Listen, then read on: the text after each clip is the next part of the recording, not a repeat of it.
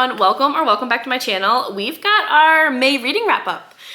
May was a great month for me. Fantastic month. I read 16 books in the month of May, and technically the most I've ever read is 17.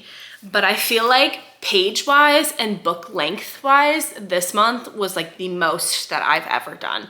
The month that I read 17, I read the Shatter Me series. So a lot of those in the Shatter Me series are like tiny novellas. So I feel like that's how I got up to 17 that month. But I've got some thick books sitting next to me. I did read a few on my Kindle, so I don't have all of the physical copies. But overall, I'm really proud of myself for the month of May. I just like couldn't put books down. I had no interest in TV. Like I barely watched any TV in the month of May, which is, I personally like that. Like it makes me feel like I'm accomplishing something when I'm not just watching TV. Nothing against watching TV. I don't know. It's just like that feeling. So, but I'd wake up. My routine, I like wake up, make my coffee. I'd watch something on YouTube because I like to watch like obviously other booktubers, stuff like that. And then I'd read a little bit before work and I'd read after work before I go to bed. And I have been working out more, which I know we've talked about as like a goal of mine, is trying to be more active. So I'm definitely getting into the swing of that. And I feel like this summer is going to be a good reading summer. Like I have a lot of books I want to pick up and we're making good progress. Right now I'm reading the Zodiac Academy series, which if you watched in the June TBR video, my sister-in-law actually picked that as it was a prompt. So I had to have someone pick it. And she picked the first Zodiac Academy book, which I've been putting off the series for forever because it's so long. And I couldn't decide if I wanted to read the entire Solaria universe. So for those of you that don't know, the Twisted Sisters, Caroline Peckham and Susan Valenti, they wrote Zodiac Academy, and then they have a prequel series and a series after Zodiac. So the actual Zodiac Academy series, I believe, is, I want to say like 11 or 12 books, but it's 9 in total technically. But they've got like novellas. They've got like 1.5, 8.5, stuff like that. So in total for just Zodiac, I think it's 11 or 12. And then the prequel series is like 5. And then the after series, I think there's 3.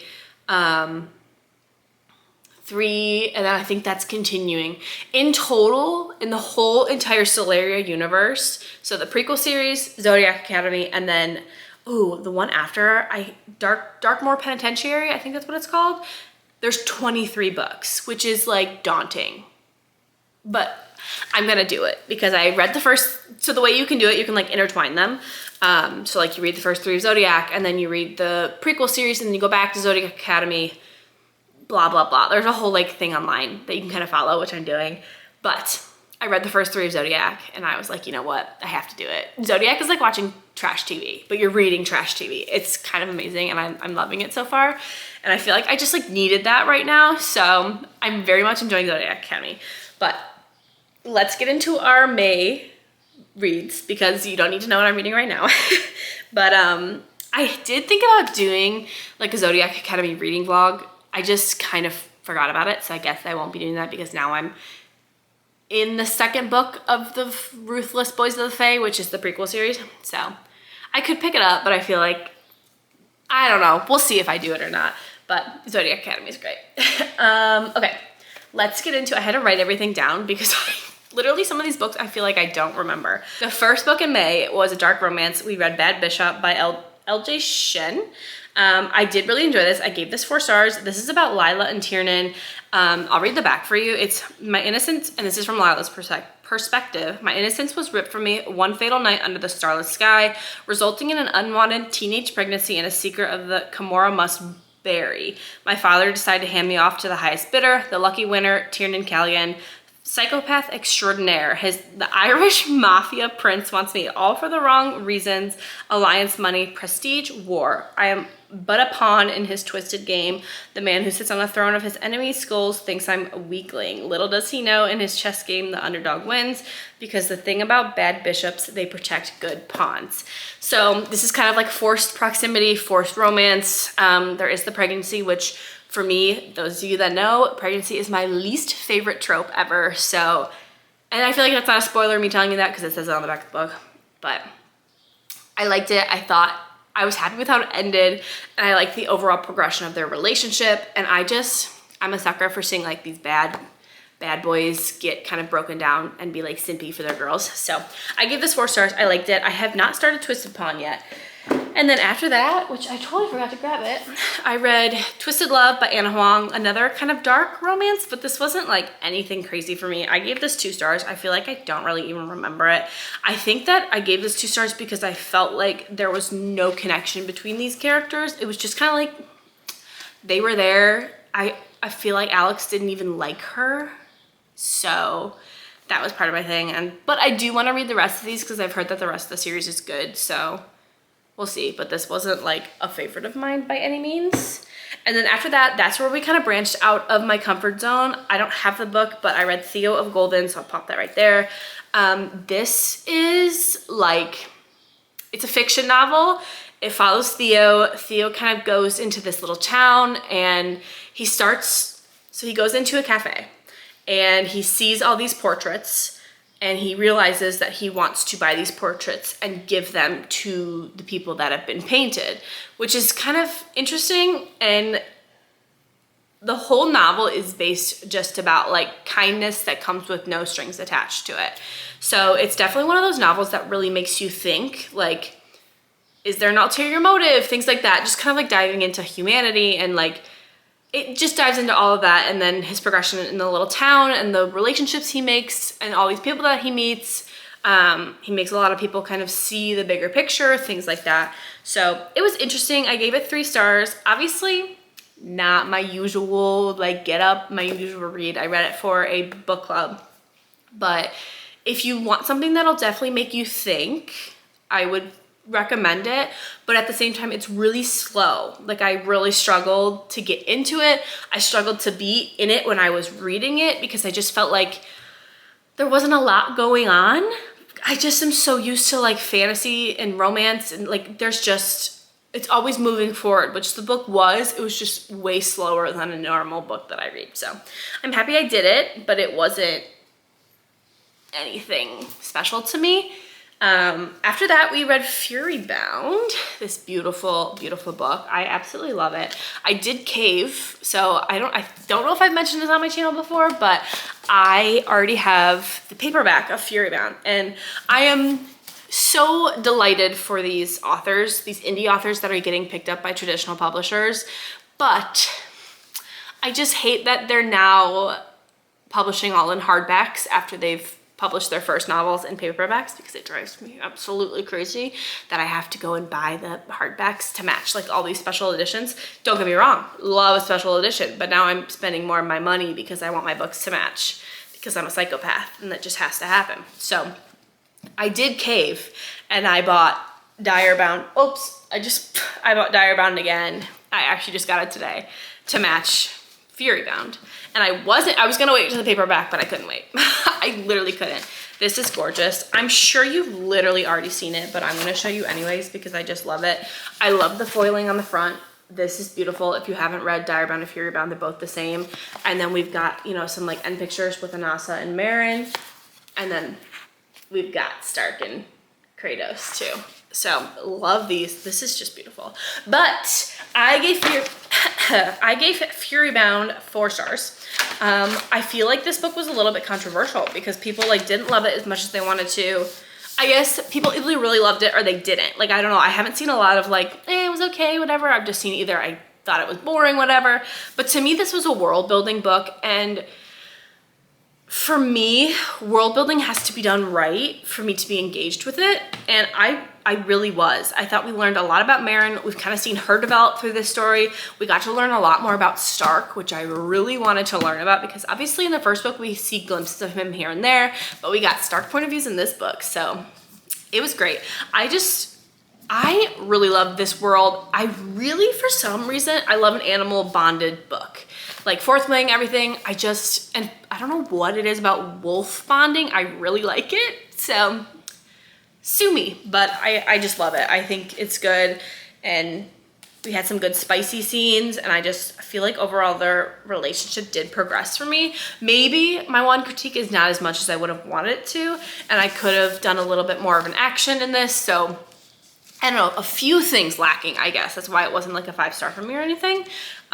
Ending, didn't see that coming. So I'm curious to see how obviously the next book will go. But overall, I enjoyed it and I'm looking forward to the next year.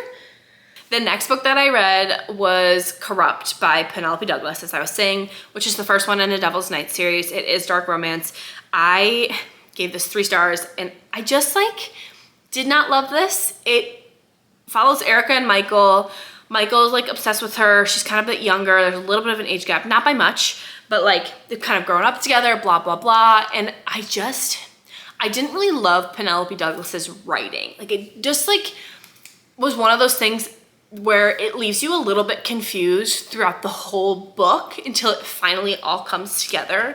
And I guess sometimes I like that, but with this one, it didn't really work for me. Like I don't know, it didn't catch me. And I was just like, I remember waiting for the book to be over a little bit, but there were parts I still enjoyed. Just overall, I wasn't really into it. So that's all I'm really gonna say about Corrupt. I also read this because my sister picked it out and we wanted to read it together. And she's like trying to get into more reading. So I offered up a few that were on my TBR and this one was on my TBR. So we read it.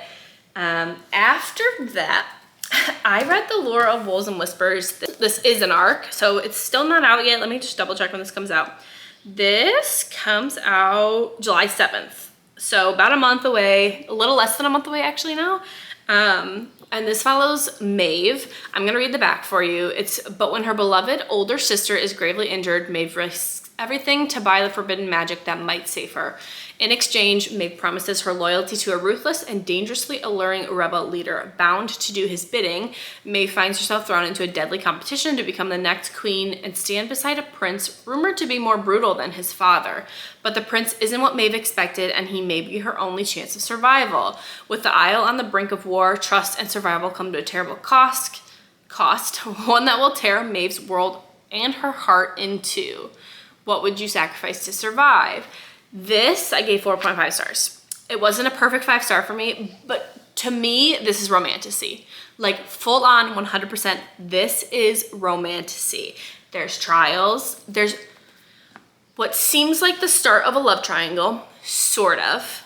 And there's kind of like, she's been living in a city that's not as rich, whatever. It's kind of like an outer city, and then there's the main city where like all the rich live and the kings, the queens, blah, blah, blah.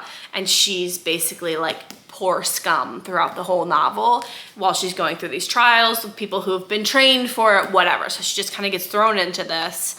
But I really enjoyed this. I hope like when it comes out that this author does really well, because this is her debut novel. So of course, like I feel like I sound biased just because it was my first arc ever. But even with that being said, I did enjoy it. I think I could see why some people might not like it, but I'm telling you, if you're in the mood for a classic romantasy, this is what you should pick up in July. So that's why I really liked it. And it just gave you those, like, I don't know, you get a certain feeling when you read a romantasy, if you're a romantasy reader, when you read, because Trials isn't something that's done. Like isn't something that's like not done. What am I saying? Trials is nothing new. I don't know what I'm saying. So yes, that's what the correct thing to say. Trials is nothing new. It's been done before. We're not reinventing the wheel. Like Trials are in a lot of romantasies, but I don't know. I really liked it. The Trials weren't like crazy by any means. I feel like that was a terrible review. Whatever. Oh, what did I read? Throwing things. Oh my gosh, the next one I read, I read on my Kindle. I picked up the second book in the Devil's Night series because I wanted to give it another shot. I can guarantee you I'm not ever finishing this series. So I read Hideaway, which is Devil's Night 2. And my review on Goodreads is, I'm sorry, but I was bored and just didn't connect with this at all. I feel bad giving bad reviews, but like, this book was not good. I gave it 2 stars. I read the whole thing and I suffered through it, but the characters to me, no connection whatsoever. Like, it was not good. I did not enjoy it. I will not be finishing this series, which I know is a series that a lot of people like, but no. it was not for me. There was a lot of miscommunication between the main characters, I remember too, and I was like, this is driving me absolutely crazy. So we're just gonna skip over that one for now. That was all I'm gonna say. The next book that I read was an unexpected 5-star read. It came out of like left field for me when I was reading it. I was so surprised that I rated it as high as I did and loved it as much as I did. This would be The Sun and the Starmaker by Rachel Griffin. This is a YA kind of romantasy fantasy. And wow, I felt like I was reading an adult fairy tale book, genuinely. It gave me the same feeling, like when I was a kid, this gave me the same feeling as watching Beauty and the Beast, which the stories are completely different. Don't go into this expecting a Beauty and the Beast story because it's not that. But it just like gave me that same feeling. Like this tapped into my inner childhood for some reason, which I absolutely loved that. And it still catered to me as an adult. Like, I don't know. I just cannot speak higher about this book. But The Sun and the Starmaker is basically a story around the sun. And the sun finds this village, whatever, and she like can't reach it, basically. So she has to figure out a way to get light to this village that's been covered in dark for whenever. So she takes human form and she meets the Starmaker, who she then kind of like assigns the task of bringing light to the village every day. And this is like passed down to certain people who, like the Starmaker is always somebody different. Not always, but after a certain amount of time, it's someone different because the magic is passed down. But we follow the next Starmaker, who, I can't remember her name, Aurora. So she's gonna be the next Starmaker, and the current Starmaker eventually sees her, whatever, and they figure out that she's got magic. So she's taken away from her family, everything she knows, and she has to learn the ways of the Starmaker. Obviously, I won't spoil too much, but this does become a romance, and it's so beautifully written, so beautifully done. The romance is so well taken care of. Like, it's very soft, but it's very real. Like, it's like soft, but it also serves a punch because it's just so good. Like, I can't even, I genuinely cannot. I just threw it as much as I can. That's a bummer because that's a pretty book that I just threw. So, loved that. I very much recommend if you want something just to make you feel like magical, whimsical, and just like pretty. Like that's how that felt. And then after that, I was still in a fantasy mood. So, did I say I gave that 5 stars? Yeah, I said that. I moved on to Bleed a Crystal Bloom by Sarah A. Parker. Also another beautiful book. This has been sitting on my shelf for a little bit just because I saw this and this attracted me right away. So I grabbed it, but this was really good, and the books have gotten better throughout the series for me. So there's 3 out right now. There's gonna be a 4th. I did read all 3, so I'll kind of talk about them all at once. So I read To Bleed a Crystal Bloom, To Snap a Silver Stem, and then the 3rd one I don't have because I'm waiting for the special edition to come out, which I think is next week. And the 3rd one is To Flame a Wildflower. This one I gave, I need to look, 3.5 stars. And then this one was 4, and then To Flame a Wildflower was 4.5. So it's just progressively gotten better. But I'm gonna read the back of the first one just to kind of give you a gist of it. It says, 19 years ago, I was plucked from the heart of a bloody massacre that spared nobody else. Small, fragile, an enigma. Now ward to a powerful high master who knows too much and says too little. I lead a simple life, never straying away from the confines of an imaginary line I've drawn around the castle grounds. Stay within, never leave. Out there, the monsters lurk. Inside, I'm safe. Though a cost of a far greater than the blood I drip into a goblet every day. Toxic, unreciprocated love for a man who's utterly unavailable. My savior, my protector, my almost executioner. I can't help but be enamored with the man who holds the power to pull my roots from the ground. When a beast spills across the land and threatens to fray the fabric of my tailored existence, the petals of reality will peel back and reveal an ugly truth. But in a castle puddled with secrets, none are greater than the one I've kept from myself. No power is tall enough to protect me from the horror that tore my life to shreds. So, I feel like that's so vague, but also tells you a lot. I think that these are just some of the most beautifully written books ever. The main character's name is Orlaith. And then the one thing I love but also hate about Sarah A. Parker she creates these amazingly beautiful worlds. Like, I want to go back and read When the Moon Hatched, because I've said this on my TikTok at least. I couldn't get into When the Moon Hatched. I think I read it at the wrong time, and now that everybody's raving about it again, I feel like I have FOMO and I need to read it. But she's created a really cool, I'll give her that. The world was really cool in When the Moon Hatched, but it's also really cool here. And she creates these big glossaries that like, I have to keep flipping back to them, which I really hate doing, but I love this world. I think it's interesting. She writes beautiful, beautiful, beautiful books. I do love them.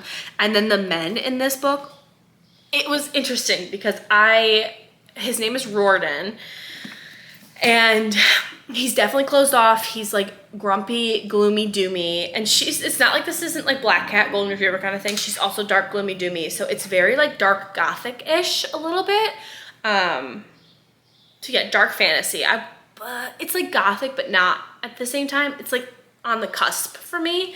So dark fantasy, definitely enemies to lover, but also they're not enemies at the same time, which I don't know. There's like a weird muddy ground with this book. So I don't know. I like it. There's been some plot twists. The first one is a lot of world building. And then when we jump into the second one, which is this one, they are long ones.